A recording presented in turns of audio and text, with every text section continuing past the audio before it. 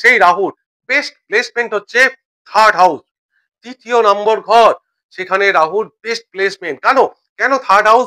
এই যে রাহুর বেস্ট প্লেসমেন্ট, কারণ হচ্ছে এই তৃতীয় নম্বর ঘরটা হচ্ছে ভাগ্যের ঠিক অপোজিট, অর্থাৎ নাইনথ এর ঠিক অপোজিট, বিপরীত ঘর থার্ড হাউস, যেটা পরিশ্রমের ঘর, হার্ড ওয়ার্কের ঘর। আর রাহু এখানে এসে স্মার্ট ওয়ার্ক করায়। কারণ দেখুন, শুধুমাত্র হার্ড ওয়ার্ক করে, পরিশ্রম করে ভাগ্যোন্নতি করা যায়? একটা গাধাও তো দিনের পর দিন খেটে যায়, তাহলে কি তার ভাগ্যোন্নতি হয়?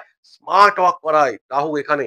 কারণ রাহু তো ইলিউশন প্রুফ যে নেই, তাহলে সেই রাহু থার্ড হাউসে তার বেস্ট রেজাল্ট দিয়ে যায়।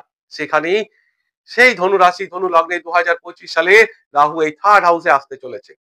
দেখুন 2024 সাল যেমনই যাক, আপনাদের 2025 সাল শুরু করছি স্টুডেন্টদের জন্য, ছাত্রদের জন্য, এবং সেই সমস্ত মায়েদের সন্তানদের নিয়ে।